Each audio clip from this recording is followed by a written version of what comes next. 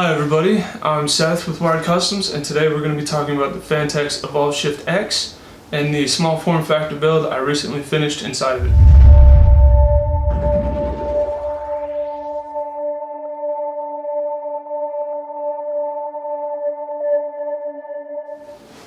So the build I recently completed, right behind me, is the Phanteks Evolv Shift X.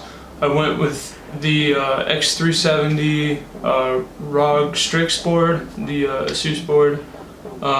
It's the mini ITX version, obviously. It has Wi-Fi built in, so that's nice. We went with that, the Ryzen 2600, and there is, for now, a GTX 960 in it. It's an EVGA card. It's probably going to be swapped out to a 1070 or a 1080 here in the future when she's ready to go to 1440p monitors.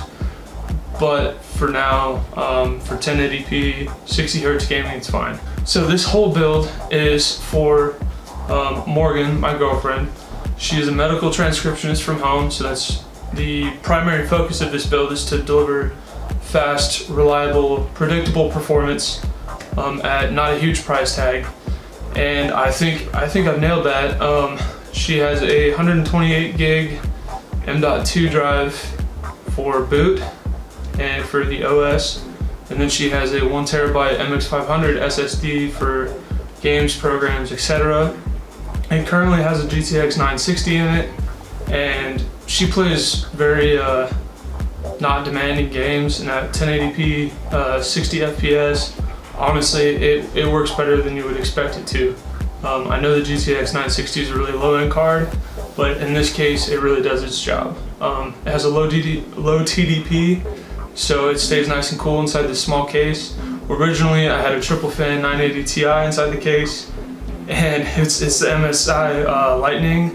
If you're familiar with that card, it's huge. There was almost no clearance, and it was pulling so much power that it was just generating so much heat. I had to cut the power down to 70% just to maintain 70 Celsius, and that's honestly just not ideal.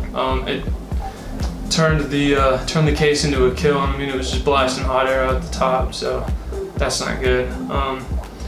We have a 240mm AIO in the front, the H100iV2, to keep the CPU nice and cool. Like I said, the 960 is an EVGA card, so it has a great heatsink and a low TDP, so it stays pretty much well under 55C even while running heaven on a loop. So that's great. For storage, we have a 128GB M.2 drive from Liteon. I don't know, it's kind of an off-brand company, but it does work well. And for mass storage, we have a 1TB MX500 Crucial 2.5-inch SSD. This does use the Thermaltalke Pure Plus fans. I've never dealt with Thermaltalke fans before other than the Ring Plus, and that was a bad experience, so I went out on a limb. And I have to say, these fans, I am not disappointed. So we'll get into that later. So there are a lot of things I have to say about the Evolv Shift X. First off, we'll start with the positives. I really like the ingenuity of the case. I really like how it's a vertical build. In her case, she really doesn't have a lot of desk space, so that's why I lean towards choosing this case for her. It kind of expands the build vertically to save on desk space, which I think is very ergonomic and practical. However, building inside of it was not. The airflow is kind of weird inside the case. It doesn't really make sense. You have, originally this is how it came out of the box. There was a 140 on the bottom, pulling air outside, bringing it up, which makes sense because hot air rises anyway, so it's kind of natural. I had a fan on the lower end of the front as intake, pulling air in again as well. And then directly above that, I mean like directly above that, was another 140 that was pulling air out as exhaust. And that it was just looping that hot air through the AIO, so I flipped that as intake as well. So this is entirely positive pressure. There are no exhaust fans. And the air goes up. I have that bottom fan turned up higher than all the other ones, so the air rises out of the top naturally, and it works a lot better than you would think it would. Cable management was my biggest gripe about working in this case. Everything is very compact, and it's very hard to hide these wires. I actually had to move the Thermaltalke fan controller in the center of the chamber, kind of close to the AIO, because I couldn't fit it under the outside panel, the panel that closes over the case. There's not enough clearance for even a fan controller, which I think is absolutely wild. Like, you could have extended that out an inch or two, it would have looked fine, and it would have made things a lot more practical. So for people who want to use, you know, other fans that have controllers, or like the NZXT Plus or something like that, you have to get really creative with mounting it. Speaking of mounting, the way the GPU is in there is very interesting. I like how that's mounted. Originally, it has a peg on the bottom under the motherboard, and then it's held in by 2 screws in the back. So you have a thumb screw for the one coming in under the motherboard, and then you have the 2 screws in the back. Well, I figured with that bottom bracket poking out under the motherboard, all the cable runs are going to be going in front of that. So I'm never going to be able to access that screw without unconnecting all the wires. So I actually had to drill another hole in the top. So it's actually, for me, it's held in by 1 screw in the top and then 2 in the back, which keeps it stable and perfectly straight down. Very easy to take the card in and out this way. I appreciate that bracket, the way they designed that. That was innovative, but not really effective. So this case, all in all, I will say I do enjoy it. You have to put in some effort to make it work. You have to put in effort to hide the cables, to get your runs to look clean, and to make this case work for you. But once it's said and done, once everything is in there and your build is finished, it's incredibly satisfying. It's very aesthetic, and it's, you know, it works. It's very functional. So I will commend Phanteks for this case. This is cool. And speaking of aesthetics, I mean, the glass panel on the front and the back, if you get a triple fan GPU, you can see it hanging down below the motherboard tray. It looks awesome. I had the 980 Ti in there for a little bit, and I will say that it looked really neat. Overall, I would recommend this case if you can cable manage. If you have experience, don't let this be your first build. But if you've had experience building before, I would recommend this case. So let's get into performance benchmarks. So I apologize, I know this isn't ideal, but here, yeah, I don't want to screen capture and then skew the results of the performance benchmarks, but here you can see it idling. The fans are off on the 960 and it's sitting at about 33C. Fans are super low on the AIO. It's sitting at 28, so temps are great in this case. Honestly, for it being as small as it is, I'm very impressed. So we have that. Let's go ahead and run up Heaven.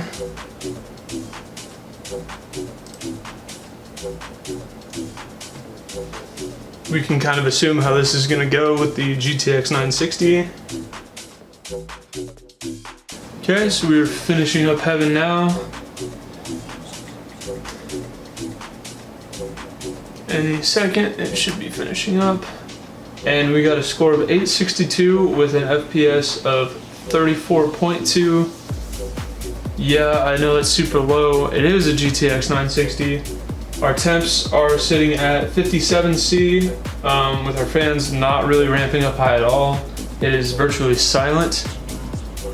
So ultimately, I think that's great. I mean, running Heaven, it's on ultra settings for 1080p, as high as the anti-aliasing will go. I mean, quality ultra, tessellation extreme. You're not going to be playing 1080p games on these settings. For her needs, I think it's fine. And it does play less demanding games, incredibly smooth. It looks great. So let's move on to some CPU and overall benchmarks. So here we have this Cinebench loaded up. I have the 26 overclocked efficiently to 4 gigahertz. I know it's capable of higher, but I'd rather have consistently low temperatures than an extra 200 megahertz. I feel like she doesn't need that. So let's see how well this performs. So we're gonna go ahead and bench test the entire CPU. Here we go. Temps right now are at 47 on the CPU, 52, and it finished the whole test at 53 degrees. And we got a Cinebench score of 1362. The RAM is sitting at 3200 megahertz with a latency of 16. And like I said, the CPU is overclocked to 4 gigahertz. So that's what netted us that 1362 result right there. I will run it again. Okay, we ran 1365 that time, so I would say pretty consistent. So that's about where we're at for Cinebench, 1365. Okay, so now we have user benchmark pulled up. This kind of analyzes the entire system as a whole. It factors in drives, processor, RAM, everything. Factors in everything. So we are gonna run this and see what kind of score we get. I think this is a very inclusive benchmark. The results I think should be taken with a grain of salt, but it gives you kind of a decent picture of where your setup stands. It shows you weak links. It shows you how your components individually scored against other people with the same components. So if something's not running right or is not set right, you can tell because you'll get a way worse score for that component than everybody else. So I honestly use this for diagnostics usually. If somebody says their PC is running slow or says something's not acting right, I will run this, and if a component's bad or something's not right, it will usually omit the score for that category, or it will score significantly lower than everyone else. So it's a good way for me to pinpoint exactly what's going on if I'm not able to do that right off the bat. So right now it's testing the, it already tested the MX500 drive. Now it's testing the Liteon M.2. It finished the C drive test. Now we're moving on to the GPU test.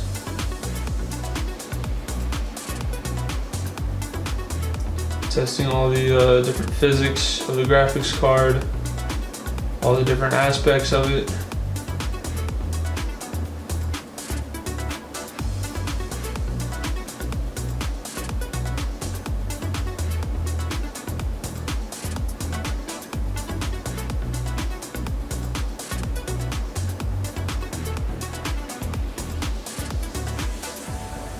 Now it's doing sustained writes for the drives to kind of see how consistent the read and write is. Okay, so we scored 49% in gaming. I'm gonna go ahead and blame that on the 960. Desktop is 86% and workstation is 77%. So that's not too bad. Let's see how the components stacked up. So the CPU scored in the 95th percentile. The 960 scored in the 97th percentile. The C drive scored in the 36th percentile, so that's pretty bad. The MX500 scored in 63rd, and the RAM is at 93rd. So I think overall everything is pretty well optimized and running how it should be. You know, these scores really are not bad at all, especially for somebody who uses it primarily for work. So for it being a desktop and a workstation, that's really good. So thank you for joining us today. If you would like a custom built PC like the one behind me, suited for your needs, contact us at facebook.com/wiredcustomscapo. We build computers catered to your needs and will not charge you for things that don't apply to your needs. So if you want the most value for your money and some of the most well-built computers, definitely contact us. Thank you for watching, and subscribe, like, share, comment down below if you have any feedback. We appreciate you staying tuned.